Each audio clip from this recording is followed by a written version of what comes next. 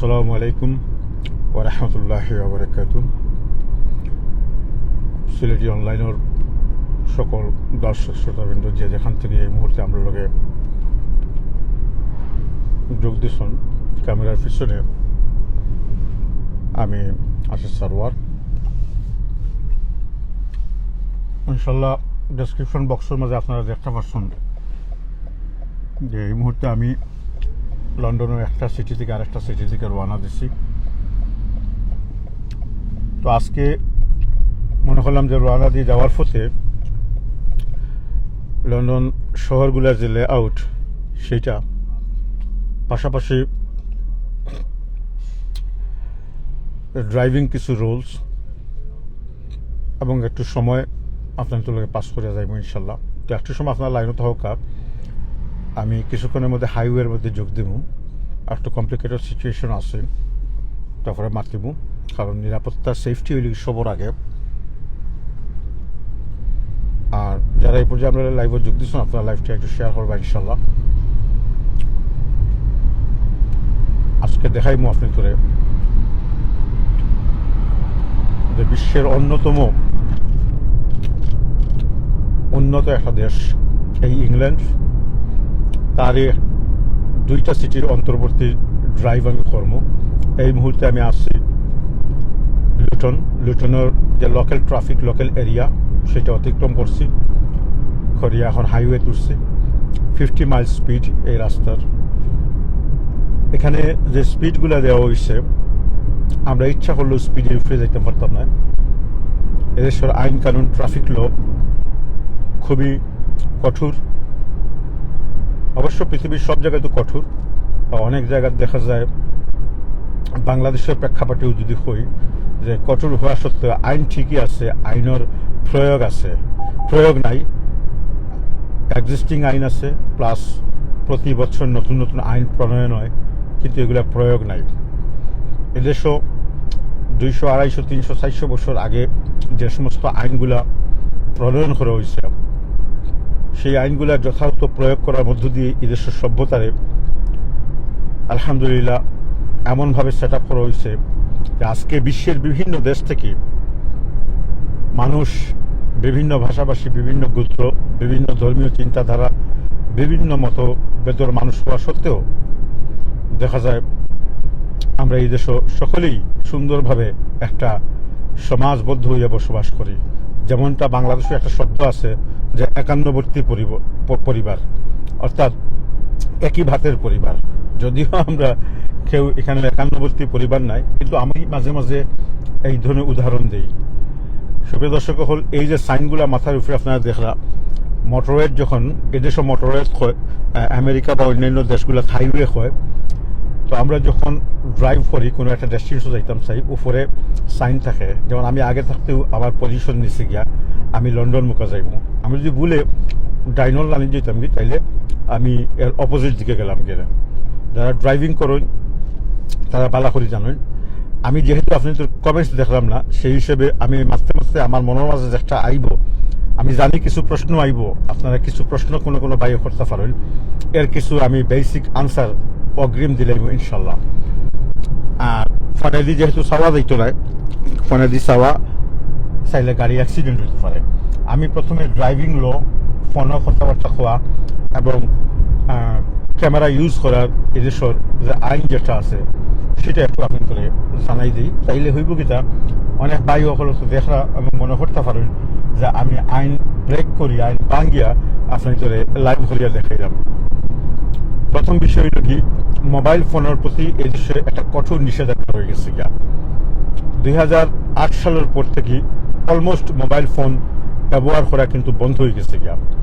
এটা একদিনে বন্ধ হয়েছে না, এখনো পর্যন্ত করেন, কিন্তু কঠোরভাবে আইন প্রয়োগ করা হয়েছে। যদি কেউ ধরতে পারে যে মোবাইল ফোন ব্যবহার করা মাথিরা, তাইলে কিন্তু ড্রাইভিং 3 পয়েন্ট থেকে লইয়া সর্বোচ্চ 12 পয়েন্ট পর্যন্ত, এমনকি আপনার লাইসেন্স ব্যান হইতে পারে। প্রশ্ন হইতে পারে যে তাইলে আমি এখানে মাথিয়ার দেখো, আইন আন্ডারস্ট্যান্ড করি না অনেক মানুষ, ওরা ড্রাইভার পর্যন্ত আসেন, তারা আইন বুঝেন না। আমি প্রফেশনালি একজন ড্রাইভার, ট্যাক্সি ড্রাইভার পর্যন্ত ট্যাক্সিও চালাই। সুতরাং সেই দৃষ্টিকোণ থেকে এবং আইনের দৃষ্টিকোণ থেকে আমি কইব যে আসলে আইনটা কিতা বর্ণনা করা হয়। এটা ঠিক যে দেখবো আপনি যদি মোবাইল ফোন একটা আতো লইয়া মাতুন বা ফোনে ধরার যায় একটা মেসেজ পড়ার যায়, ডেফিনেটলি আপনার কিছু কয়েক সেকেন্ড লাগে, মাইক্রো সেকেন্ড লাগে যে ডিস্ট্রাকশন হইব, এতে গিয়া মানে আপনার অ্যাক্সিডেন্ট হইতে পারে। সেই ক্ষেত্রে ড্রাইভিং ল হইল কি যে আপনি মোবাইল ফোন টাচ করতে পারতেন না। রাইট নাও আমি কিন্তু টাচ করতাম নাই।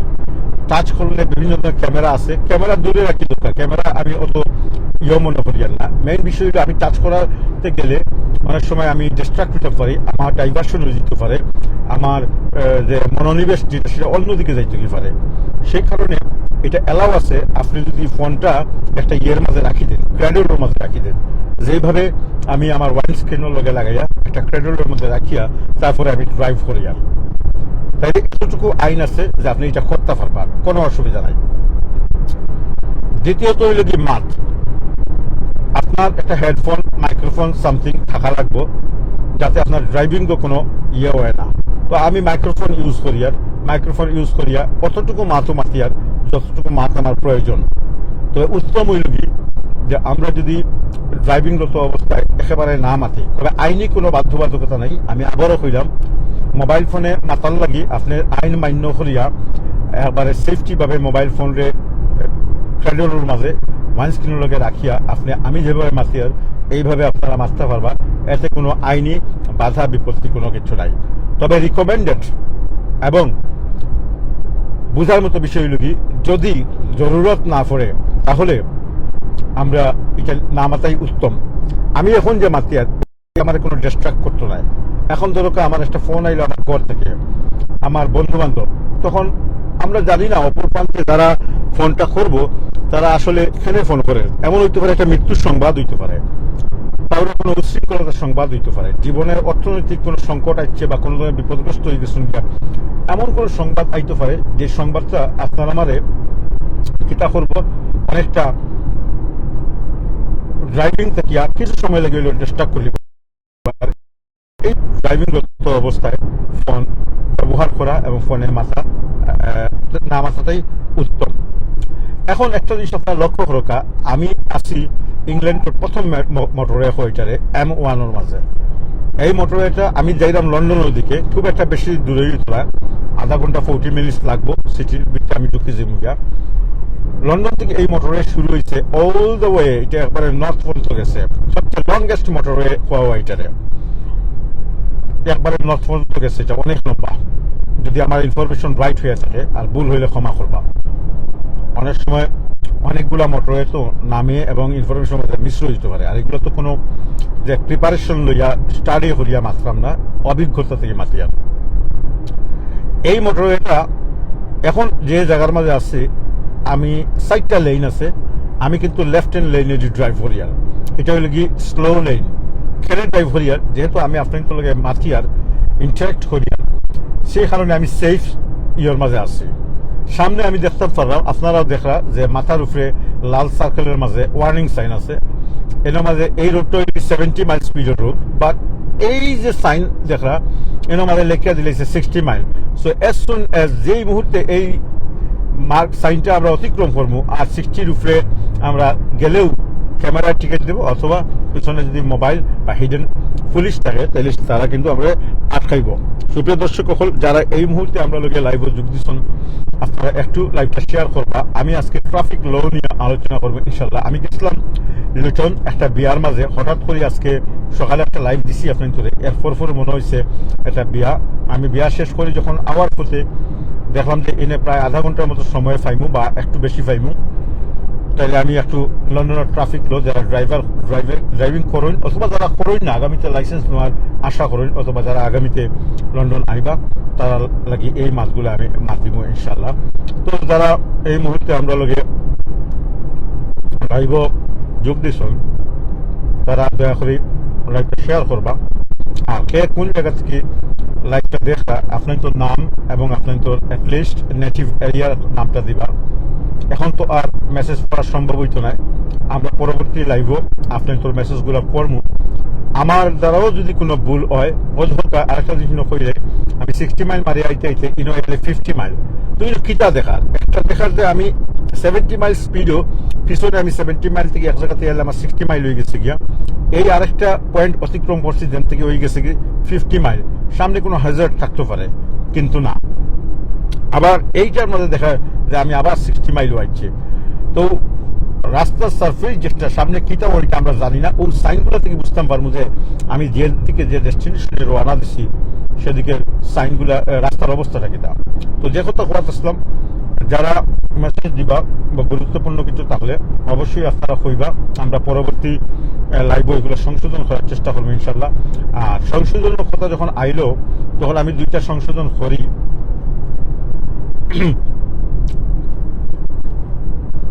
আসলে মুখোফান খুব একটা বেশি মাথা যাইতো না। আজকে সকালবেলা আমি রিজেন্স পার্ক পার্ক থেকে সেন্ট্রাল মস্ক পর্যন্ত আপনাদের লাইভ করছি। সেই লাইভ চলাকালীন সময় যেহেতু আমার চকুর মাঝে কিছু ভীষণ প্রবলেম আছে, আমি এক ভাইয়ের নামও শেষ নাম নিতে একটু ভুল করছি। তার নাম দেব আছিল, আমি দাস হয়েছি, দুঃখ প্রকাশ করি। আর এটা অনিচ্ছাকৃত এবং অনেক সময় দেখা যায় না। আরেক ভাই তাই হয়েছেন যে সেন্ট্রাল মসজিদ তাই অনেক দিন পর্যন্ত ঘুমাইছুন, আমি মনে করছি 40 দিন পর্যন্ত ঘুমাইছুন, 40 দিন মনে করি আমি মাতিছি।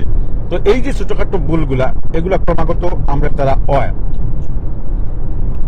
দর্শক, এই ভুলগুলার লাগে আমরা মার্জনা করবা। এই দরকার সামনে পুলিশের গাড়ি কেউ একজন আটকাইছে, বিভিন্ন কারণে আটকাইতে পারে, অথবা অ্যাক্সিডেন্টও হইতে পারে। দেখো এই আমি কয়েকটা ল করি নাই, অনেক সময় আমরা করি কিতা, যারা মোটরের মাঝে ড্রাইভ করবেন আপনারা মাঝে অনেক সময় বাচ্চায় পেশাব করতো অথবা কেউ বমি বমি করছে, তারা লগে লগে হ্যাজার্ড লাইনও একটা লাইন থাকে, অতিরিক্ত লাইন, এটার নিজস্ব হ্যাজার্ড লাইন হয়, অন্য মাঝে খাড়া করিয়া এটা করেন। এটা কিন্তু আইনত দণ্ডনীয় একটা অপরাধ, ল জানিয়া রাখা। এটা তো আইনত আপনার চাইলে পুলিশে 50 পাউন্ড পর্যন্ত আপনারে করতে পারবো, অর্থদণ্ড দিতে পারবো। কারণ হ্যাজার্ড লাইনটা এর লাগে বানানো হয়েছে না, হ্যাজার্ড লাইন বানানো হয়েছে in case in the event of incident, accident or any বড় ধরনের জরুরি পড়লে আপনি পেশাব পড়া লাগি না, নমাজ পড়া লাগি না। আমরা অনেক সময় দেখি আমরা অনেক বাই হল হ্যাজার্ড লাইনের মধ্যে নমাজ শুরু করে দিচ্ছেন। এটা কোনো হিকমতর বিষয় নাই, এটা খুবই নির্বুদ্ধিতার কাজ। একটা দেশের সাধারণ স্বাভাবিক আইন রে যেমন লঙ্ঘন করা হইল, ভাঙ্গা হইল, অনুরূপভাবে আল্লাহ সুবহানাহু ওয়া তাআলা আপনার জীবনের নিরাপত্তারে সবসময় সর্বাগ্রে বিবেচনা করার লাগে আল্লাহ কইছেন। আপনারা একটা চিন্তা হলো কা, এই যে আমি এখন মুসাফির অবস্থায় অনেকটা আছি, তো যখন আমরা মুসাফিরের ইহত পড়ি যে মুগিয়া তখন ওর কিতা যে আল্লাহ হয়ে তোমরা নমাজরে পর্যন্ত সংক্ষিপ্ত করে নাও, অর্থাৎ আমরা লাগে কষ্ট চাই না। আল্লাহ চাই আমরা আন্তরিকভাবে গাম্ভীর্যতার সাথে নামাজগুলা যেন আদায় করি। এই জায়গা তোর কিতা আপনি আল্লাহর সেই সিদ্ধান্তরে করিয়া কিতা করবে, আপনি অতি পাণ্ডিত্য করিয়া আপনি যেন খুব মারাত্মক বিপদ হইতে পারে, আর একটা গাড়ি আই আপনাকে মারি দিতে পারে, এবং একটা দেশের আইনে পরীক্ষার নামাজের জায়গা নাই, আপনি ওই জায়গার মাঝে নামাজ শুরু করে দিলাম। এই দৃশ্যগুলো আমরা পৃথিবীর বিভিন্ন জায়গার মাঝে দেখি, এবং আমরা অনেক ভাই হল খুব অহংকারের সাথে, গর্বের সাথে, আনন্দের সাথে এইগুলা কিন্তু শেয়ার করি। দেখো কত ইমানদার মানুষ তাই মোটরের মাঝে নামাজ শুরু করেছেন। ভাই হল ইসলাম খুবই সহজ সরল একটা ধর্ম।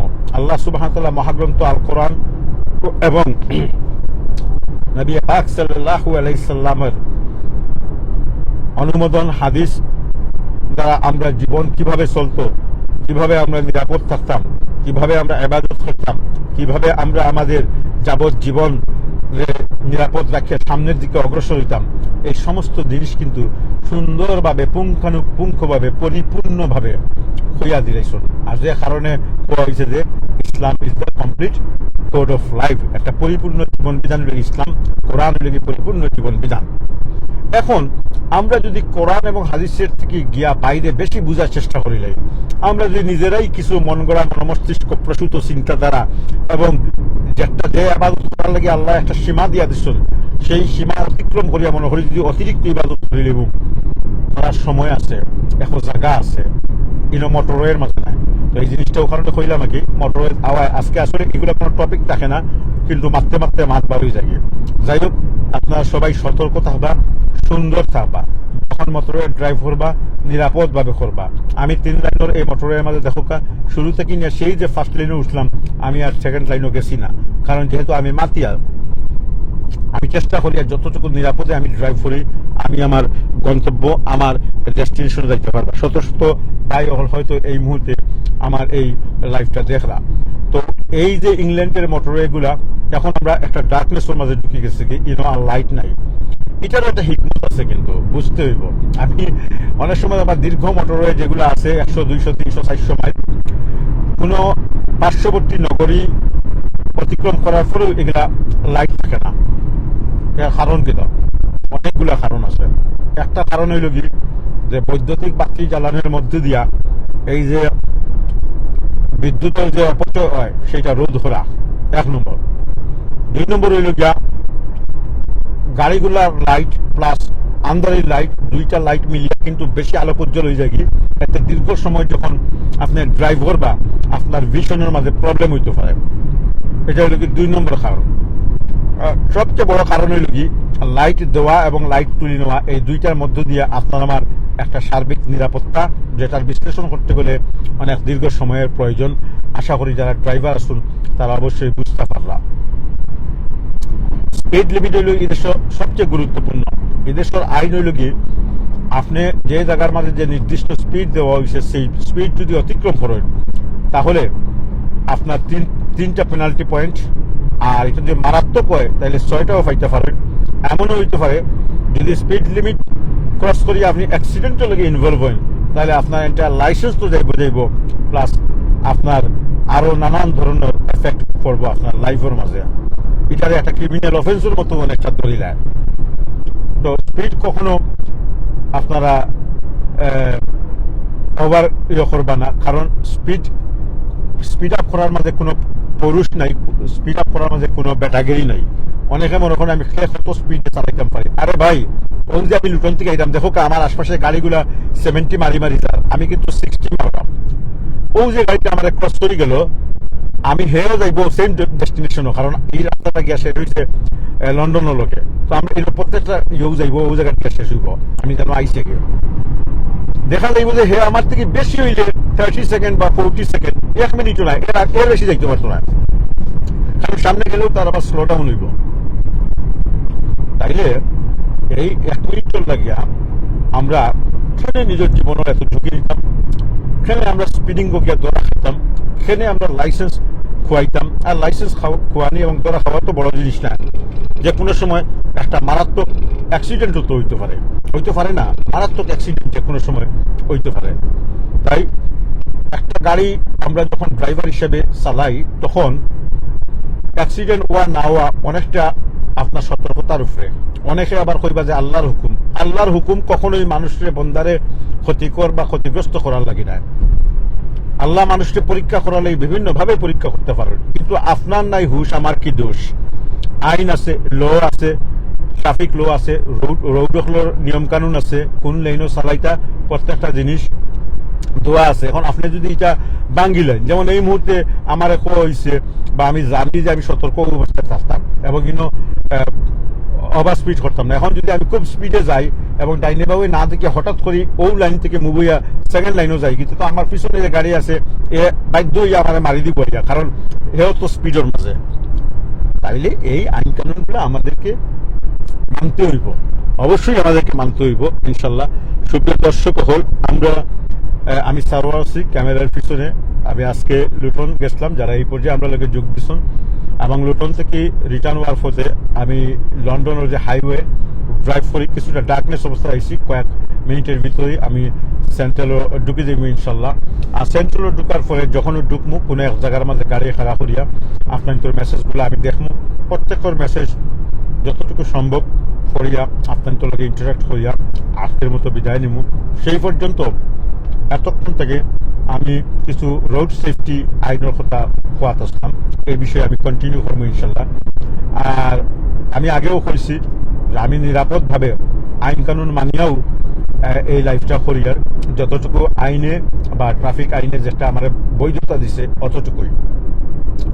আমি ফোনের মাঝেও হাত দিলাম না, কোনো মেসেজ পড়ারও চেষ্টা করলাম না, পড়া সম্ভব করতাম পারবো, কোনো অসুবিধা নাই, কিন্তু এটা হইব কি আমার লাগে গুমরামি, এটা হইল গিয়ে ওভার স্মার্ট, আমি যে কোনো সময় আমি অ্যাক্সিডেন্টও ইনভলভ হয়ে যেতাম পারি। সুপ্রিয় দর্শক হল, সিলেটি অনলাইন সবসময় আপনাদের এইভাবে গল্পর মাধ্যমে এবং যাইতে যাইতে লাইভের মাধ্যমে নানান বিষয়ে শিক্ষা দেওয়া, নানান চিত্র তুলে ধরা, নানান বিষয়ে জ্ঞান বিনিময়। আমি কইতাম না শিক্ষা দেওয়া বা জ্ঞান দেওয়া, এটা আসলে ভুল হয়ে যাব কি, যে শিক্ষা বিনিময় এবং জ্ঞান বিনিময় করা এটাই প্রয়োজন। আল্লাহ সুবহানাহু ওয়া তাআলা আমরা যখন মানব জাতির সৃষ্টি করছেন, প্রথমেই কিন্তু কোনো মানুষকে অশিক্ষিত করিয়া করছেন না। আদম আলাইহিস সালাতু ওয়াস সালাম আল্লাহ সৃষ্টি করিয়া কিন্তু সবকিছু শিখাইয়াও পৃথিবীর মাঝে দিচ্ছ। আর মাঝের সবার কথা বাদও যদি দেই, আমরা রাসূল সাল্লাল্লাহু আলাইহি সাল্লামের উপরে যে সমস্ত কোরআনিক ভার্সগুলো নাজিল হয়েছে, প্রথম শব্দই হইল কি ইকরা, মানে পড়ো। তাইলে পড়ো, এই যে একটা কমান্ড, এই যে একটা মানে আদেশ সূচক শব্দ, এটা শিক্ষার একটা অংশ বিশেষ, শিক্ষার প্রতি একটা ইঙ্গিত, শিক্ষা প্রতি মানুষের অনুরাগ সৃষ্টি হওয়ার লাগে শুরুতেই আল্লাহ সুবহানাহু ওয়া তাআলা অনুপ্রাণিত করছেন মানব জাতির।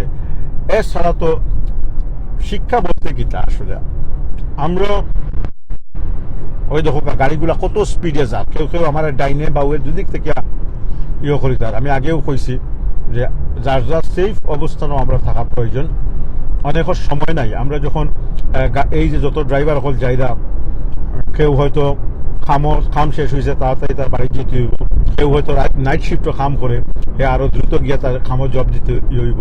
কেউ নতুন ড্রাইভার থাকতে পারে, যারা নতুন ফাঁস করছে তাদের রক্ত গরম, বন্ধু বান্ধব লইয়া বইসন খুব দ্রুত গতিতে চালাইবা এবং কম্পিটিশন করবা। কেউ হয়তো বেমারি আসুন, তাহলে দ্রুত ডাক্তারখানা যেতে হইব। কেউ বয়স্ক ড্রাইভার আসুন, তার ব্যালেন্সিং এর প্রবলেম থাকতে পারে। আবার কেউ আমার মতো ইয়াং ড্রাইভার আসুন, কিন্তু নানাবিধ সমস্যায় জর্জরিত আসুন। তো এর লাগে এই জিনিসগুলো আমরা চিন্তা করতে হইব যে আমরা যখন অন দ্য রোডের মাঝে থাকি, আমরা শুধু নিজের কথা চিন্তা করলে হইতো না। যেমন আমি এই মুহূর্তে কিন্তু খালি আমার নিজের কথা চিন্তা করিয়ে না, আমি সব প্রতি মুহূর্ত ডাইনে বা ওয়ে মিরর দিয়ে চাইলাম, ফ্রন্ট মিরর দিয়ে, রেয়ার মিরর দিয়ে চাইলাম, সব দিক দিয়ে চাইয়া আমি গতিবিধি এবং অন্যান্য গাড়িগুলার যে বডি ল্যাঙ্গুয়েজ সেগুলো অবজার্ভ করার চেষ্টা করি। লেনটা বদলাইতে হইলেও আমার খুব সেফে বদলাইতে হইব, যেহেতু আমি আপনার তো লাগে মাতিয়ার। তো এই জিনিসগুলো আজকে ওখানে কইলাম যে এগুলো থেকে আমরা শিক্ষা গ্রহণ করি। এখন ওকে আমরা অন্য একটা বিষয়ে যাই, যে দেখো কাবাই হল এই ব্রিটিশ জাতি পৃথিবীর এদের উত্থান এবং পৃথিবীর মানচিত্র এদের যে প্রথম প্রতিষ্ঠা, এদের যে অস্তিত্ব পাওয়া যায় আর কি, সেটা প্রায় 1200 অব্দ থেকে। এর আগেও তারা আসিল, তাহলে পৃথিবীর অন্যান্য জাতির উপরে তাদের তেমন কোনো প্রভাব আসিল না।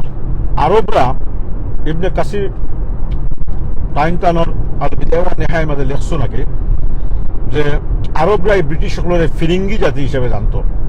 যেমন আমরা দেশে আসলে ইংলিশ রেখে ইংলিশ কইবা, ইংরেজ কইবা, ব্রিটিশ কইবা, সাদা কইবা, গোরা কইবা, নানান নামে একই জাতি, কিন্তু নানান নামে যার যার ভাষা অনুপাতে মানুষ তাদের আখ্যা দেয়।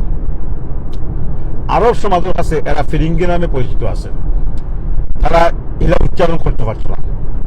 তো তাদের অস্তিত্বর প্রথম প্রভাবিত অস্তিত্ব যেটা আগে যে অন্য জাতির উপরে প্রভাব ফেলছিল, সেই অস্তিত্বটা দেওয়া করে প্রায় 1200 অব্দের দিকে।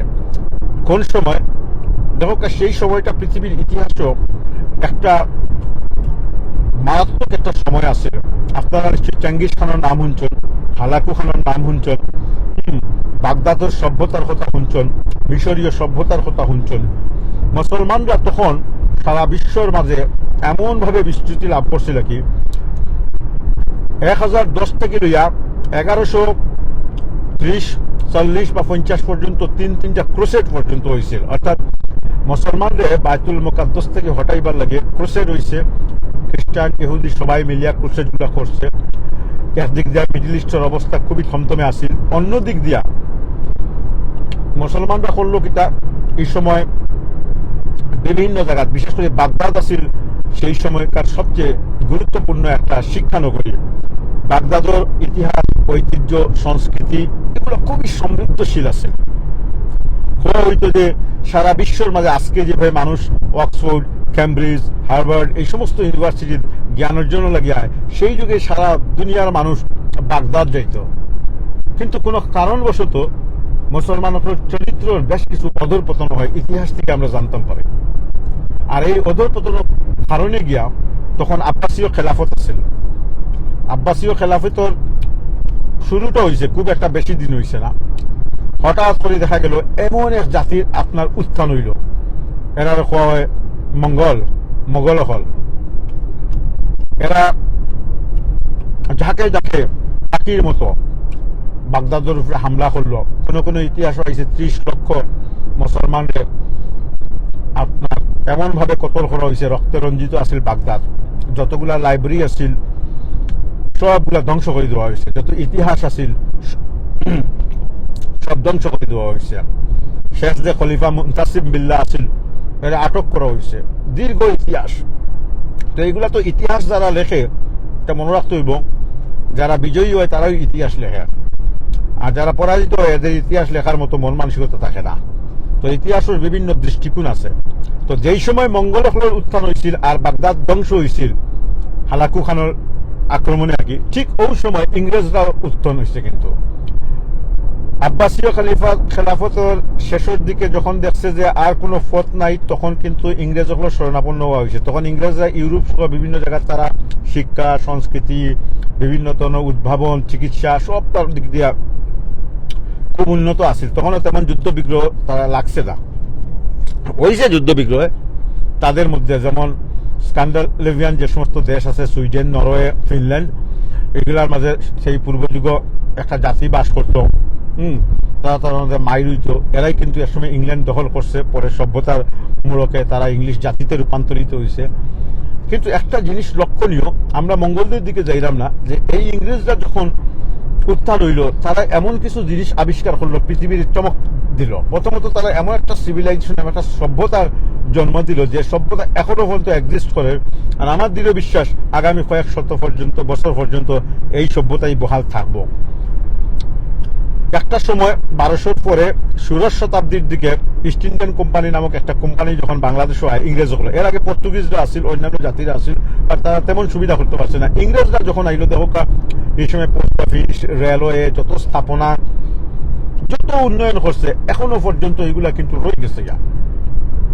তারা যত কিছু করছে সবকিছুই আসিল খুবই ইউনিক আছিল। আল্লাহ তারা এমন জ্ঞান দান করছেন। অনুরূপ জ্ঞান কিন্তু মুসলমানদেরও আছিল। 1200 অব্দের দিকে বা তার পূর্ব বা পরবর্তীতে বিভিন্ন সেক্টর মুসলমানরাও কিন্তু অনেক উন্নতি সাধন করছে। আজকে আপনি গণিত শাস্ত্র কথা হোক, জ্যোতিষশাস্ত্র কথা হোক, বিজ্ঞানের অনেক শাস্ত্র আছে, অনেক বিভাগ আছে যেগুলো মুসলমানদের দ্বারাই কিন্তু প্রতিষ্ঠিত।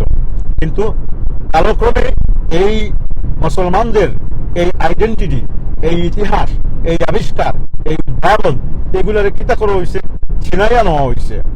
এতে আমরারও দোষ আছে, কারণ আমরা আল্লাহ সুবহানাহু ওয়া তাআলা যে দায়িত্ব দিছিলাম, আমরা আল্লাহ সুবহানাহু ওয়া তাআলা যে নিয়ামত দান করছিলাম, সেটা আমরা ধারণ করতে পারছি না। চারিত্রিক চরমভাবে অধঃপতন হয়েছিল আমরা, যে কারণে আমি 2-1টা উদাহরণ দিলে আপনারা বুঝতে পারবা। এখনো পর্যন্ত আপনারা ইবনে সিনার নাম শুনছেন, আর ফখরুদ্দিন রাজির নাম শুনছেন। এলজাবরার কথা যদি কই, আল জাবর থেকে এলজাবরা হয়েছে। এগুলা উদ্ভাবক হইল গিয়ে মুসলমানরা, নিঃসন্দেহে মুসলমানরা। গণিত শাস্ত্র, পিথাগোরাসের গণিত শাস্ত্র গেলে আছে, বিজ্ঞান অন্যান্য শাস্ত্র আছে। যেহেতু আমি ড্রাইভিং করি, আর এত টুকাইয়া বারকরাত গেলে আমারও সমস্যা হইব। আমি একেবারে চলতে চলতে এখন আইছি, আর 1-2 মিনিটের ভিতরে আমি অফ যাইব এই রাস্তা থেকে, সেন্ট্রাল লন্ডন ঢুকে যাইব ইনশাল্লাহ। আপনারা লগে থাকুক, ততক্ষণ আমি কিছু কিছু জিনিস হইয়া যাইব। আমার কথাবার্তায় ভুল হইলে অবশ্যই আপনারা শুধরাইয়া দিবা। আমি চাই আমি মাতিতাম এবং ভুলও করতাম, ইচ্ছা করি না, অনিচ্ছাকৃত ভাবে। ভুল না হলে আমি শিখতাম পারতাম না। অনেক জিনিস হয়তো আমরা জানি, বুঝি, আসলে পরিপূর্ণ ইতিহাসের ক্রনোলজিক্যাল অর্ডারে এটা ব্যাখ্যা বিশ্লেষণ করা এটা খুবই কঠিন। এরপরও আমরা চেষ্টা করি যে যতটুকু সম্ভব ইতিহাসের গুরুত্বপূর্ণ দিকগুলা তুলি ধরা। কারণ অনেক কথাই হওয়া যায়, লাইভ হয়ে গানও গাওয়া যায়, নাচাও যায়, লাইভ হয়ে আজে বাজে মাছও মাথা যায়, গালাগালিও করা যায়, অন্যের বিষয় নিয়ে আলোচনা করা যায়। এগুলাতে বাই হল কোনো লাভ হইতো না। কারণ এই যে আমি আজকে এই ধোক আমি আইছি, আমি এখন একটু চাইমু আলহামদুলিল্লাহ যারা আপনারা অনেকেই দেখলা ধৈর্য ধরি যারা হুনরা নিশ্চয়ই এর থেকে থোড়া হইল কিছুটাও লাভবান হইবা এবং কিছুটাও তথ্য আপনি তো সামনে উপস্থাপন করতে পারবো ইনশাল্লাহ। একটা সেকেন্ড। তো আমি এইটা হইল গিয়ে মোটরওয়ের এন্ড, এইমাত্র আমি হাইওয়ে থেকে এন্ড করলাম এবং এখন আমরা সেন্ট্রাল লন্ডন ঢুকে যাই মুখে ইনশাল্লাহ কয়েক মিনিটের ভিতরে 1-2 মিনিটের ভিতরে। আমরা হাইওয়েতে অফ গেছি গিয়া। তো যে কথা খোয়াত আসলাম যে শুরুর দিকে যারা এই পর্যায়ে আমরা লাইভে যোগ দিচ্ছেন, আজকের মূল উদ্দেশ্য আসছিল যে আমরা কিভাবে সেফলি ট্রাফিক আইন মানিয়া ড্রাইভিং করা দরকার এই সম্বন্ধে সামান্য হয়েছি, বেশি হওয়া গেছে না। দীর্ঘ সময় যদি ড্রাইভ হইতো অন্য কোনো সময় ড্রাইভিং করি করি মাসলে ওয়ে কিতা যে বিভিন্ন ড্রাইভিং সাইনগুলা দেখলা কোনটার কিতা মানি এগুলা বুঝানি যায়। সেই সাথে আমি কিছু কিছু ইতিহাস মুসলমানরা অদরপদর তুলে ধরার চেষ্টা করছিলাম। বাট যেহেতু আমি আইছি এখন সেন্ট্রাল লন্ডন, ইনশাল্লাহ আমরা এগুলা ধারাবাহিক আলোচনা করবো। আমাদের আইটক নামের যে টক শোগুলা হইব সেখানে আমরা আমন্ত্রণ করবো অতিথি হলরে এবং ধারাবাহিকভাবে সিরিজ আকারে আমরা পৃথিবীর বিভিন্ন ইতিহাসগুলা, সমসাময়িক ইতিহাস, প্রাচীন ইতিহাস এবং এগুলা খেলে তুলি ধরবো যে এগুলার আলোকে আমরা আগামী ভবিষ্যতের জন্য আমরা সাজাইতাম পারি। ভাই সাহেব অকল আমরা আসলাম 70 মাইল স্পিড, যখন সেন্ট্রাল লন্ডন ঢুকে যাই আমরা তখন এটা স্পিড নামিয়া আইও এখন 30। আর রিসেন্টলি আপনি তো অবগতির লেগে কই যারা লন্ডন থাকেন না, লন্ডনের বাইরে থাকেন, লন্ডন শহর এখন অলমোস্ট 90% জায়গাও 20 মাইল স্পিড করে লেছে। এই ব্রিটিশ জাতি তারা এতই অগ্রিম চিন্তা ভাবনা করে আগে যে আজকে থেকে 200, 400, 500 বছর পরে পৃথিবীর অবস্থা কি তৈব, যেভাবে গাড়িগুলা বাড়ে, যেভাবে কার্বন মনোক্সাইড ওর যেভাবে অ্যাক্সিডেন্টের সংখ্যা বাড়ে এবং আরো গাড়ি বাড়তে থাকে, মানুষের কি অবস্থা হইব, পথচারীর কি অবস্থা হইব, ওজন লেয়ারের কি অবস্থা হইব, বায়ুমণ্ডলের কি অবস্থা হইব, এরপরে মানুষের কত রোগ ব্যাধি নানান কিছু আইতে পারে। এইগুলা চিন্তা ভাবনা করিয়া দেখো লন্ডনে তারা করছে কিতা যে আগামী বছরের ভিতরে অর্থাৎ আগামী 9 বছর 2023 সালের ভিতরে সব বাধ্যতামূলকভাবে ইলেকট্রিক গাড়ি কিনতে হইব। আমি যে গাড়িটা এই মুহূর্তে চালাইলাম ওইটা একটা হাইব্রিড গাড়ি। তারা হইতে যে ইলেকট্রিক গাড়ি কিনলে বাতাস দূষণ হইতো না। যদিও আপনারা এই যে এতক্ষণ ড্রাইভ করছি এখন সেন্ট্রাল লন্ডনের ভিতরে ঢুকছি, একটা গাড়িও মনে হয় দেখতা না যে কোনো গাড়িতে খালা দুমার।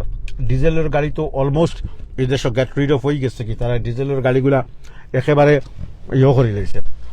এখন আর ইলেকট্রিক গাড়ি, আসলে ইলেকট্রিক গাড়িও যে খুব একটা সুবিধা দিব এটাও আমার মনে হয় না, এটা আরেকটা ব্যাখ্যার বিষয়। তবে ইন দ্য মিন টাইম কোন জিনিসটা ওর যে ইলেকট্রিক গাড়ির দাম বেশি, অনেক মানুষ তাদের গাড়িগুলা বদলাইতে ওর এবং সিস্টেমেটিকলি তাদের আমরা বদলাইতে বাধ্য করি না। যেমন যারা সেন্ট্রাল লন্ডন থাকেন একটা এরিয়া করিয়া দিলেছি, এটা হয় কনজেশন জোন এরিয়া। ঢুকলেও আপনি 15.5 পাউন্ড দিবা। আমি যদিও এই কনজেশন জোন এরিয়ার ভিতরে থাকি, আমার দোয়া লাগে না, আমরা একটা ডিসকাউন্ট আছে। যেন আমি মোটরওয়েতে অফ গেলাম, মোটরওয়েতে অফ করার সাথে সাথে লন্ডনের যে প্রান্ততেই অফ যাইবা আপনি, এটা একটা সার্কেল আছে, এটা হয় নর্থ সার্কুলার রোড, কোনো কোনো জায়গায় এটার নাম পরিবর্তন হয়ে সাউথ সার্কুলার হয়েছে, M25 আছে। এই সমস্ত রোডগুলা অতিক্রম করিয়া যখন লন্ডন সীমানা ঢুকে যাইবাগে তখন এটা হয় লো ইমিশন জোন। ঢুকলে প্রত্যেক গাড়ির একমাত্র ইলেকট্রিক গাড়ি ছাড়া বাকি সব গাড়িরে আরো 15 পাউন্ড করিয়া দিতে হইব বা 14.5 পাউন্ড করে দিতে হইব।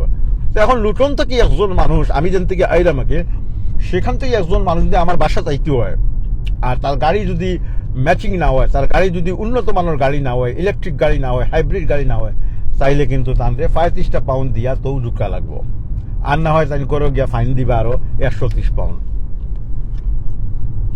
চিন্তা হলো এখন এই ফাইন দেওয়া উত্তম না কি তা কষ্ট মষ্ট করে গাড়ি বদলাই লওয়া উত্তম? গাড়ি বদলাই লওয়া উত্তম। তো তারা একদিকে ফাইনও ইন্ট্রোডিউস করছে, অন্য দিক দিয়ে সময় দিছে 2 বছর, 3 বছর, 5 বছর, অর্থাৎ আগে থেকেও সময় দিছে 23 এই সময় শেষ হইব। এর ভিতরে আপনি যদি গাড়ি বদলাই না আপনি আইতে পারবা, কোনো অসুবিধা নাই, কিন্তু 35 পাউন্ড করিয়া দিবা। এইভাবে এই জাতি আগামী বছরগুলো চিন্তা ভাবনা করিয়া তারা হইতে করছে যে পেট্রোলের থাকিয়া বেমারর, ডিজেল থেকে বেমারর, মানব সভ্যতা বিধ্বংসী অনেক ধরনের মারাত্মক জীবাণুগুলা বায়ুমণ্ডলের মাঝে ছড়াইয়া পড়ে আগামী ভবিষ্যতে পৃথিবী কতটুকু টিকবো, এটা একটা সংকটাপন্ন অবস্থার মাঝে, আবহাওয়াগত পরিবর্তন ওর ক্লাইমেট চেঞ্জর।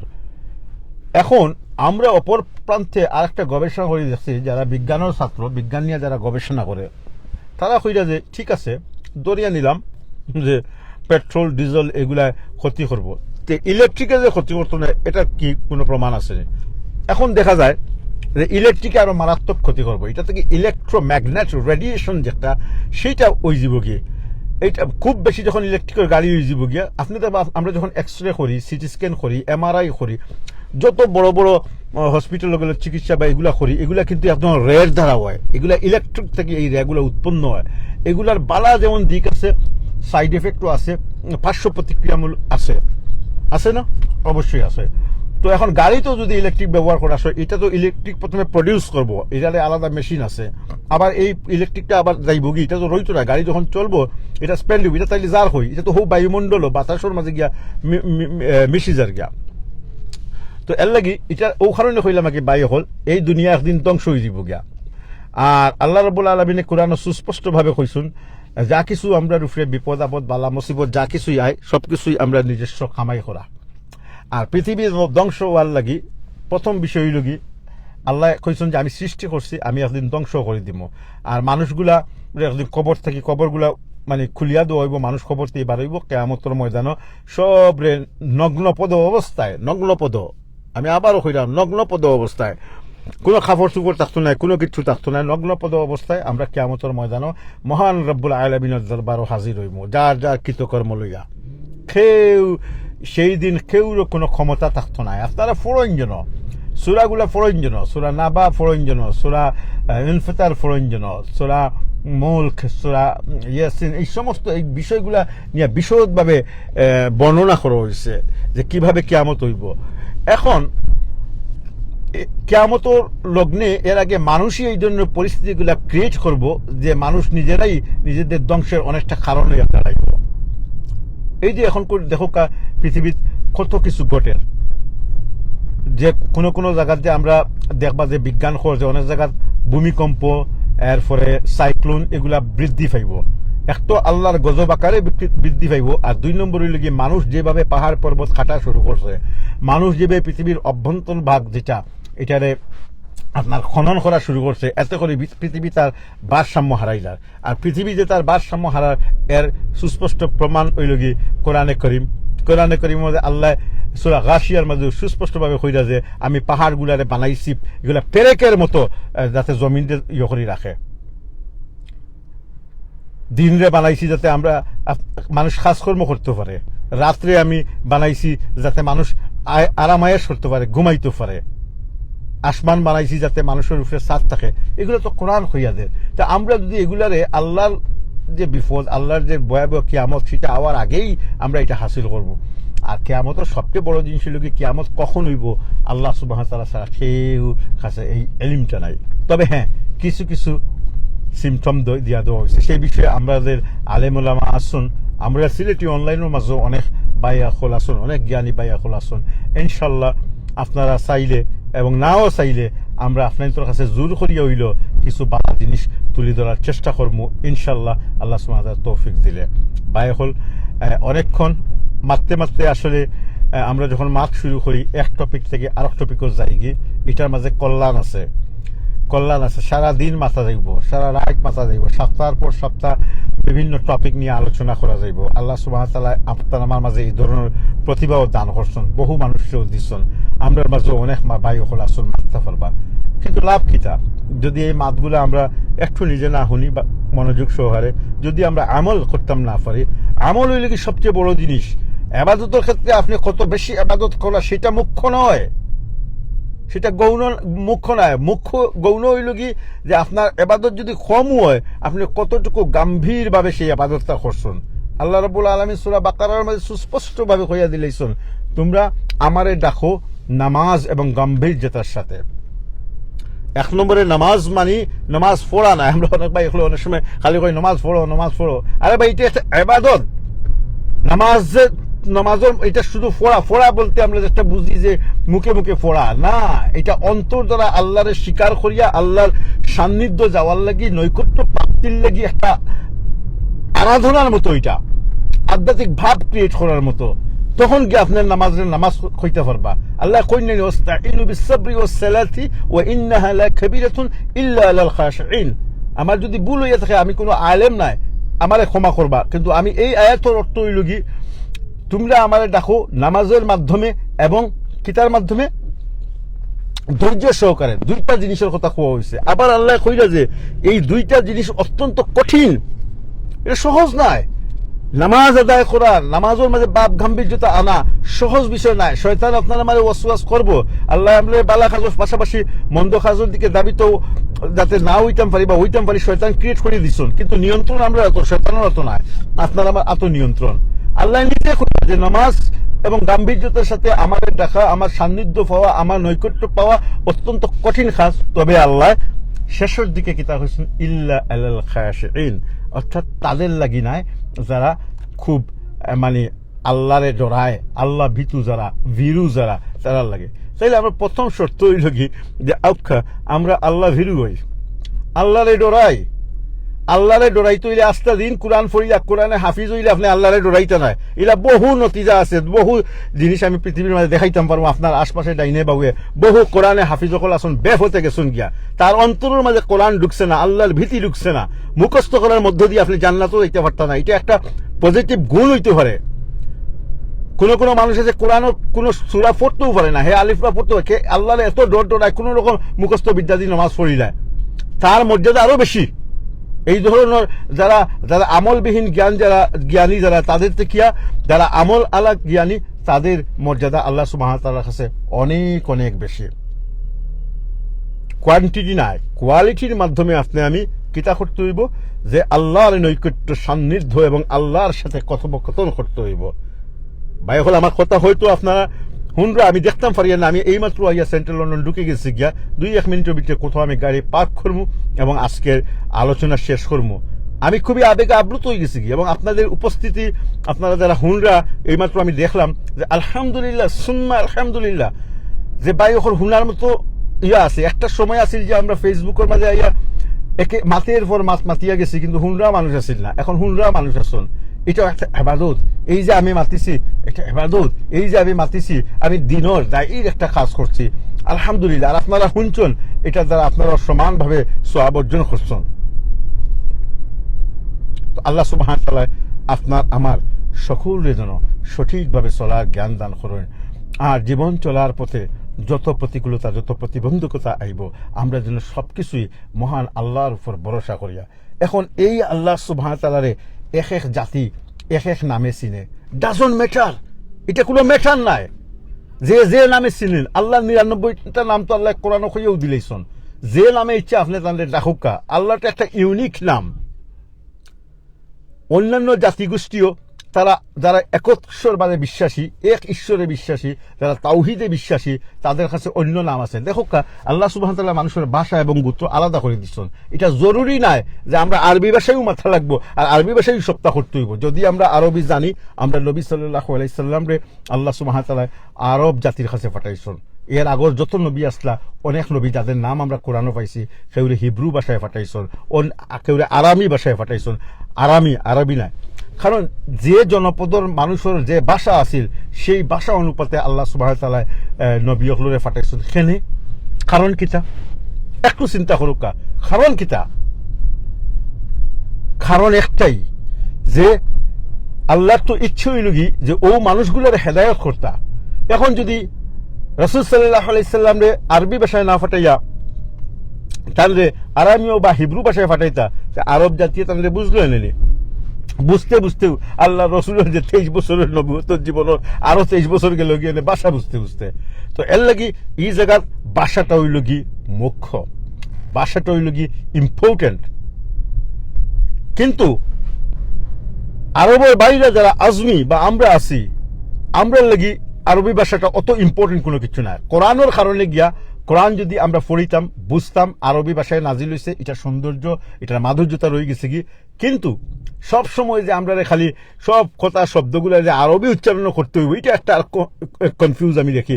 অনেক ভাই হলে ইয়া কবে, হ্যাঁ তুমি ইনশাল্লাহ ওলা হইল হলা, আমি ইনশাল্লাহ হইব, তো ইনশা আল্লাহ হওয়ার কিতা দরকার, জিনিসটা বুঝুন যেন আপনারা বুঝার চেষ্টা করবা।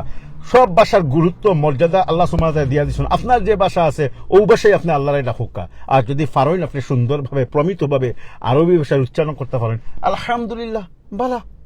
আর না পারলে এটা নিয়ে আপনার নিজের মাঝে কোনো অভিযোগ করা আর আরো জন দেখা বলে আপনি ঠিকমতো উচ্চারণ করতে পারছেন না, এটা কোনো ফ্যাক্টর নাই। কিয়ামতের ময়দানে আল্লাহ সুবহানাহু ওয়া তাআলা এটা আপনার জিকাইতে নাই বলে তুমি আমার নামটা সঠিকভাবে লইছনি। আল্লাহ দেখবো তুমি লইছনি, তুমি আমার আল্লাহ কইছনি, খালেক কইছনি না কিতা কইছো, হ্যাঁ মালিক কইছনি কিতা কইছো, ওগু দেখবা। আমার যে আল্লাহ সুবহানাহু ওয়া তাআলা যে আদেশ দিছেন সেই আদেশগুলো আপনি মানছুননি। তো আমরা অনেক সময় কিতা মূল বিষয় থেকে হরিয়া গিয়া এই সমস্ত বিষয় নিয়ে আমরা এত বেশি নিজেদের মাঝে ঝগড়া ফেতনা সৃষ্টি করি যে ওগুলোর মধ্যে আমাদের সমগ্র জীবন যায় গিয়ে, এগুলা থেকে আমরা বাড়ি যাইতে হইব। আজকে দেখো আমি যে এই দেশে আছি, আমরা বাচ্চাদের দিকে সবকা, এরা এতই সহজ সরল, এত ফেসফাস্তা কিছু বুঝে না। আমরা রাফিউল ইয়াদিন নিয়া আমরা আমাদের আলোচনা হয়, কোনো কোনো জায়গায় ঘন্টার পর ঘন্টা সেমিনার হয়, ও হেতুক আননেসেসারি যে যেভাবে ইচ্ছা করিল, অনেক বিষয় এখতিয়ার রয়ে গেছে গিয়া, আল্লাহ রাসূল সাল্লাল্লাহু আলাইহি সাল্লাম বিভিন্ন ভাবে করিয়া গেছেন। তো এই সমস্ত বিষয় থেকে আমরা ধীরে ধীরে যতদিন পর্যন্ত বাড়ি যাইতাম পারছি না, অতদিন পর্যন্ত আমরা গম্ভীরভাবে গাম্ভীর্যতার সাথে আল্লাহর ইবাদত করতাম পারতাম না। নামাজও গেলেও খাড়া হইব, যে আমি যখন নামাজও গেলাম দেখলাম যে আমি একভাবে খাড়া হয়েছি, তো ডাইনাদি চোখ গেলে বা সামনে চোখ গেলে দেখে যে আরক ভাই আরকভাবে খাড়া হয়েছে, তখন আমার মাথার মাঝে এটা আইয় রে, আল্লাহ আমি রং করলাম না হে রং করলো। এই জিনিসটা কে ঢুকিয়ে দিল আমরা ভিতরে? আমরার মানুষে ঢুকিয়ে দিছে। আমি কইলাম না সবে ব্যাঠিক, এটা কইলাম না, তবে এটা অত গুরুত্বপূর্ণ কোনো বিষয় নয়। আলহামদুলিল্লাহ অনেক মাতিলাম, সম্মানিত ভাই হল, দীর্ঘ সময় আপনারা আমার কথাগুলো শুনছেন। আমার কথাবার্তায় যদি কোনো ধরনের ভুল ওই জায়গা, আমি 1 মিনিটের ভিতরে গাড়ি ইনশাল্লাহ সামনে পার্ক করবো। আমি চাই আপনার অনেক সময় অনেক ভাই হলে কইন যে একটু চেহারা দেখাইতাম, আসলে চেহারা দেখানি দেখিয়া মাতলে এটা আরেকটা অ্যাট্রাকশন থাকে, এটা একটা সাইন্টিফিক কারণও আছে। আমি একটা উদাহরণ দিই সবসময়, সেটাই লগি যখন টেলিভিশন যখন আবিষ্কার হয়েছে না, তখন রেডিওর জমানা আসেন। তো রেডিওর মাঝে তো আমরা কেউ দেখি না, শুধুমাত্র অডিও শুনি। তো দেখা যাচ্ছে যে যত গুরুত্বপূর্ণ যত কিছু মাত্রক না কেন, কোনো না কোনো সময় আমরা ওবাই শুনিয়া হবাই দি যার গিয়ে, অথবা শুনিয়াও যে গম্ভীর্যতা যে সম্মান শ্রদ্ধার সাথে উনার দরকার সেটা আমরা শুনছি না। যখন এটার ভিডিও ভার্সন আইলো, টেলিভিশন আইলো, তখন আমরা ব্যক্তিরে দেখলাম যে ব্যক্তি মাতিরা তানোর মুখর ভাব ভঙ্গিমা, তানোর গাম্ভীর্যতা, তাই কিতা বুঝাইতে চাইলা, তার খোফালো, এটা দেখিয়া মানুষের বক্তার যে বক্তব্যের প্রতি একটা আকর্ষণ বৃদ্ধি পায়। তো এর লাগি একটা ম্যাথমেটিক্যাল ক্যালকুলেশনে দেখা যায় যে একজন সাধারণ মানুষ, আপনার আমার মতো একজন সাধারণ মানুষ, যদি আমরা কোনো একটা বিষয়, ধরো একটা স্পিচ, গুরুত্বপূর্ণ বিষয় রেডিওর মাঝে শুনি উদাহরণস্বরূপ, তাইলে এটা আমরা আধা ঘন্টার বক্তব্য বা 5 মিনিটের যে বক্তব্য হোক না এখানে, এটা আমরা 30% গিয়া আমরা রিওর মাঝে হামাইব, আর বাকি আমরা বলি যাই মুখি। যখন সেম বক্তব্য বক্তা উপস্থিত থাকবা, অর্থাৎ অডিও ভিজুয়াল বা টেলিভিশন থাকবো, তখন এটা 70% আমরা ভিতরে হামাই যাই। এরপরে যদি আমরা আন্তরিকতা এবং অন্যান্য জিনিসগুলা ইয়ে করা হয় লগে থাকে, তাইলে দেখা যায় যে এটা 100% আমরা ভিতরে হামাই যাই। বা এখন মনে রাখতে হইব, আল্লাহ শুধুমাত্র মানুষরে বানাইছেন না, লগে আমরা আরেকজন শয়তানও বানাইছেন। তো শয়তানোর খাম হইল কি আপনার আমারে অসওয়াস দেওয়া, ফিতনার মাঝে ফালাই দেওয়া, আর বালা চিন্তা করলে সেই দিক থেকে ডাইভার্ট করিয়া অন্যদিকে নেওয়া। অনেক ভাই হল দেখবা যে, আমার নিজের কথা পর্যন্ত আমি কইলাম, দেখবা যে আপনি আমি যখন নামাজও খাড়া হই, দুনিয়ার সমস্ত চিন্তা শয়তানে নিয়ে হারাই দিব। এই ফট করে শেষ করিলাও, অমুকরে ফোন করতাম, অমুকের বাড়ি যাইতাম, অমুকের কাছে টেকা পাইতাম, ওটা করতে করতে দেখা যায় নামাজের মাঝে আমরা বিভ্রান্ত হয়ে যাই। রাসূল করিম সাল্লাল্লাহু আলাইহি সাল্লাম রে এই বিষয়গুলো নিয়ে সাহাবায়ে কেরাম জিজ্ঞেস করছেন কয়েকবার, আল্লাহ রসুল আমরা তাই করতামটা কিতা, যে শয়তান তো যেভাবে আমরা ওয়াসওয়াস করে, আল্লাহ রসুল কিতা হইছেন জানেন? সহিহ বুখারী মুসলিম অর্থাৎ হাদিস হইল গিয়া বিভিন্ন গ্রন্থের মাঝে আইছে, একবারে অথেন্টিক হাদিস। আল্লাহ রসুলে একবার কইছেন যে দেখো কা, মানুষ যখন নামাজের মাঝে খাড়া হয় তখন একটা শয়তান আছে যার নাম হইল খিনজিব। এই খিনজিব শয়তানের কাজ হইল কি যে মানুষকে ওয়াসওয়াস করা, কইলা যে যদি তোমরা নামাজের মাঝে বিভ্রান্ত হয়ে যাও কি ওই যে ডাইনে বাউয়ে থু থু করি লইতে আর কি, এটা একটা হাদিস আছে। দ্বিতীয়ত যদি দেখা যায় যে আপনি কনফিউজ হয়ে গেছেন কি 3 রাকাত না 4 রাকাত পড়ছেন, আপনি সহি সাজদা করি লইতা।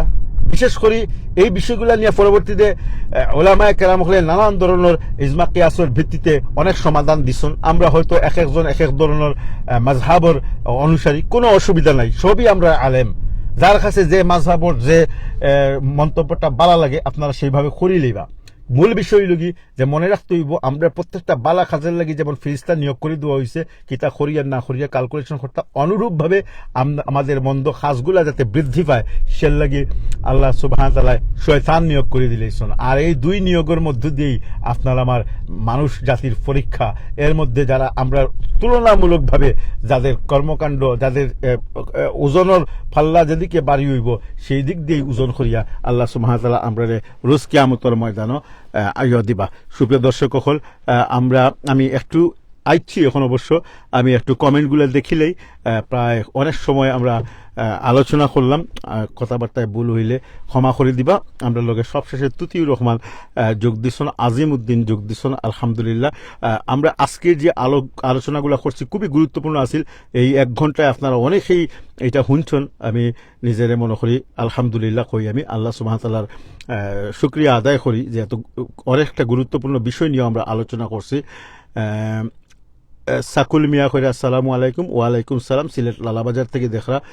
আমি শুরুতেই কইছিলাম 1 ঘন্টা আগে যে যেখান থেকে দেখরা আপনারা তো নামগুলা কইলে এইভাবে আমরা শেষের দিকে এটা করবো। এমডি সামির উদ্দিন কইরা যে নাইস। জুয়েল শেখ কইরা যে আসসালামু আলাইকুম। প্রিয় বড় ভাই সারোয়ার আলম ভাই, আপনি লন্ডনের অনেক সুন্দর জিনিস আমাদের মাঝে তুলে ধরেছেন, আপনাকে অসংখ্য ধন্যবাদ জুয়েল ভাই। এরপরে অনেক ভাই হলে দিচ্ছেন, আমরা আমজাদ বিন হাবিব, ইয়াস ব্রাদার, হয়তো আমি যখন বক্তব্য দিচ্ছিলাম কোনো একটা বক্তব্যের পরিপ্রেক্ষিতে ইয়াস ব্রাদার হয়েছেন। গজল হইতো গজল, আহমদ বিন হাবিব, আসলে আজকে একটা ইসলামিক সঙ্গীত গাইছি, এখনো পর্যন্ত আমি এটা ভেরিফিকেশন প্রসেসর মাঝে আছি যেটা কতটুকু গ্রহণযোগ্য হইল। তো কেউ ফোন করে কইছেন খুব সুন্দর হয়েছে, বাট আমি আমার আত্মবিশ্বাস নাই এই বিষয়ে। আমি মনে করি যে অনেকটা আমার খুশি করার লেগে হওয়া হয়েছে। তারপরে যদি আরো কয়েকজনে কইন তাইলে অবশ্যই ইনশাল্লাহ পরবর্তীতে করবো। ওয়ালাইকুম সালাম আমজাদ বিন হাবিব। হুসেন আহমদ সানি ভাই একটা গজল হইতো, অসংখ্য ধন্যবাদ সানি ভাই। আমি জানি আপনার আওয়াজ খুব ভালো, আপনি জানেন যে আমি একটা বিয়া থেকে আইলাম আর মুখো ফান ও যে এতক্ষণ মাথিয়া আইসি আপনার তোর লগে অনেক সময় আর কি আমি ক্যামেরা ঘুরাইয়া দিলেই তাইলে একটু সুবিধা হইব ইনশাল্লাহ। কারণ আমি তো একবারে শেষের দিকে লাইটও জ্বালাইয়া দিলেই, কারণ লাইট জ্বালাইয়া দিয়েছি। ধন্যবাদ সবরে। একটা বিয়াত গেছিলাম, আপনারা অনেক সময় অভিযোগ থাকে যে লাইট খেনে জ্বালাই নাই, মুখ খেনে দেখাই না। আমি আমার অ্যাডমিন ভাই সুমন ভাইয়ের একটা নিয়ম অনুসরণ করি। সুমন, আমি গতদিনও কইছি যে সুমন ভাইয়ে কোনো এক জায়গাতেই আমার একটা ভিডিও পাঠাইছেন এবং দেখাইছেন যে নিমাত্রা ফিরো লাগা নাকি এক ভাই তাই মাথুই না, কিন্তু ভিডিও করিয়াও যাই। আমি মনে করি ওটাই ভালা, দেখার লাগি তো সবসময় দেখাও। আলহামদুলিল্লাহ আমিন ভাই আসুন আমরা লগে, অনেক ভাই হলে গজলর করছেন ইনশাল্লাহ। আজকে বুঝা গেল তাইলে আমার গজলটা সকালবেলা অনেকেই শুনছেন। হুসাইন আহমদ সানি ভাই বাংলাদেশ থেকে দেখা আলহামদুলিল্লাহ। Maruf Ahmad, Shiplu Ahmad, so beautiful, thank you Shiplu ভাই। আহমদ জুনাদ ভাই থ্যাংক ইউ। সাইব ভাই ধন্যবাদ। এমডি শহীদুর ভাই সহ অনেকেই অনেকগুলা মেসেজ উপরের দিকে গেছে গিয়া। আমিন ভাই ওয়ালাইকুম সালাম ও রহমতুল্লাহি ওবারাকাতু। শেখ জুয়েল ভাই খুব সুন্দর ভাই, আমার খুব ইচ্ছা আপনার কণ্ঠে কবিতা শুনতাম। আজকে আর কবিতা না, আমিনুর ভাই সারা আলম ভাই, you are looking very nice. আমি আসলেই কিন্তু ভেরি নাইস নেই, আমার যখন ভেরি নাইস কইবা তখন আমার মনের মাঝে কিন্তু খুব একটা মানে তারুণ্যের ভাব জাগিয়া উঠে আর কি। আমার ভাই আজিমউদ্দিন এরা হইলে খুব মানে তারুণ্যের অহংকারে উদ্ভাসিত কিতা হয় আর কি, বাংলা শব্দও পাই না। তো আমার হইয়া লাভ নাই, লুটন থেকে লন্ডন যাওয়ার পথে। Thank you. তো অসংখ্য ধন্যবাদ ভাই হল আপনার তোরে। আমি আইছি প্রায় 1 ঘন্টার মতো মনে হয় আমি ড্রাইভ করছি, আর এই পর্যন্ত আমরা কথাবার্তায় কোনো ভুল হইলে ক্ষমা সুন্দর দৃষ্টিতে দেখবা। আর যারা এই পর্যায়ে আমরা লাইভে যোগ দিচ্ছেন প্লিজ আপনারা চাইলে আজকের এই লাইভটা কিন্তু রিভার্স করতে পারবা, কারণ রিভাইন্ড করে দেখলে হইব কিন্তু আজকে খুব গুরুত্বপূর্ণ কিছু তথ্য আমি দেওয়ার চেষ্টা করছি আপনার তোরে, যে ট্রাফিক ল এবং আমরা করণীয় এবং পূর্বযুগে লগে কিছু ইতিহাস মুসলমান সভ্যতা সংক্রান্ত। তো এগুলো এক একটা সাবজেক্টের উপর আলোচনা করতে হলে আমরা দীর্ঘ সময়ের প্রয়োজন। ইনশাল্লাহ আগামীতে আমরা এগুলো নিয়ে আলোচনা করব। আমি গত কয়েকদিনে আলোচনা করে বুঝতাম পারছি যে আমাদের লিসেনার আসুন, আমরা হুনার মতো মানুষ আসুন, এটা সবচেয়ে বড় একটা প্রাপ্তি। আমি আজকে সকালেও কইছি যে এই প্রাপ্তির কোনো মানে নাই যে প্রাপ্তি আমার পারিপার্শ্বিক অবস্থার পরিবর্তন করতো না, যেই প্রাপ্তি আমার পরিবার পরিজনের অবস্থার পরিবর্তন করতো না, যেই প্রাপ্তি আমার চরিত্র পরিবর্তন করতো না। আমি খেলে এই কথাগুলো কই। গত রাতেও আমার লগে একবার আলোচনা হয়েছে। আমরা অত্যন্ত দুঃখের সাথে হইতে হয় যে আমাদের এই যে মাল্টি ক্যারেক্টার যেটা আপনি দেখবা যে আমরা যখন অনলাইনও মাতি, আমরা যখন বিভিন্ন কমিটমেন্ট করি, তখন আমরা একটা চরিত্র ফোন নাম্বার দেওয়া যায়, কিন্তু পরবর্তীতে অনেক অনেক আলেমা পর্যন্ত আসুন। আমি অত্যন্ত ক্ষুব্ধ হইয়া এইভাবে আমি অনেকের সাথে কই বলে এটা করে আমরা কোনো অবস্থায় ঠিক নেই। অহংকার ওই লগি পতনের একটা অংশ। হ্যাঁ, আর ব্যবসায়ী মনোভাব নিয়ে কোনো বক্তব্য দেওয়া, কোনো কথা হওয়া, এটা আরেকটা ধ্বংসের কারণ। আমরা যা কিছু মাতিমু, যা কিছু কইমু, যা কিছু কর্ম, সব কিছু নিজের কল্যাণ এবং মানুষের কল্যাণও লাগে কর্ম, বুঝছেন? আমি এই যে মাতগুলা মাতিয়া, এটা থেকে আমি পয়সাও দাবি করতাম না, আমি কোনো পয়সাও পাইতাম না। এটা শুধুমাত্র আমার মানবতার কারণে এটা করিয়ার। শেখ জুয়েল ভাই, আমাদের দাবি মানতে হবে। গজল চাই। জুয়েল ভাই, আমি আন্তরিকভাবে দুঃখিত। দেখো আমার মুখের মাঝে সুপারি ভরা। আমি জানি এই মুহূর্তে একটা লাইন কইতে পারলো আমার কিন্তু খুব ভালো লাগলো না, কিন্তু আসলে বিন খাইলিমু। জাজাকাল্লাহ, সকল ভাই সকল বালা তাহকা, সুন্দর তাহকা। আর আমরা সিলেটি অনলাইনের এই প্রোগ্রামগুলা অবশ্যই আপনার তো ভালো লাগে। আমি এখন কইতাম না যে যদি ভালো লাগে, তবে একটা জিনিস আপনারা করবা, সেটা হইল গিয়া আপনারা যখন যে জায়গা থেকে যখন লগ ইন করবা আমাদের প্রোগ্রামগুলো দেখবা, দয়া করি আপনারা প্লিজ আপনার তোর নাম এবং আপনার তোর কোন জায়গাতে আইরা, এটা আমরা কমেন্টস বক্সে লিখে জানাইবা। কারণ আমরা চাই আপনার তোর বলতাম না, আমি ব্যক্তিগতভাবে চাই আমি বলতাম না। আমি বিশ্বাস করুকা, গতকালকের লাইভর, আজকে সকালের লাইভর পরেও আমরা অ্যাডমিন ভাই হলে মাত হয়, আমার ওয়াইফের লগেও মাত হয়, অনেক ভাই হলো কথা মনেও থাকে, কে কোন জায়গা থেকে, কেউ টাঙ্গাইল, বরিশাল, নানান দেশ থেকে জায়গা থেকে ইয়ে। এটার মাধ্যমে ওই কিতা যে আমরা মহাব্বত যেটা সেটা বৃদ্ধি পায়, আমরা আমাদের মহব্বত আরো বেশি বৃদ্ধি পাক। আর অনেক ভাই এখন লগে আসুন, চাইলে ঘন্টাও আমরা আলোচনা করতাম পারি, কিন্তু আমি আসলে আজকে খুবই টায়ার্ড এতক্ষণ পর্যন্ত যে আপনার লগে আসতে, এর লাগে আপনার তো অসংখ্য ধন্যবাদ। আমার কথাবার্তা যদি কোনো ভুল হয় আবারও কইলাম যে ক্ষমা করিয়া দিবা। আর আপনারা ভালো থাকুকা, সুন্দর থাকুকা, সুস্থ থাকুকা, এই প্রত্যাশা রেখে আজকের মতো আমি সারোয়ার আফরিদির কাছ থেকে বিদায় নিলাম। আসসালামু আলাইকুম ওয়া রাহমাতুল্লাহি ওয়া বারাকাতুহু।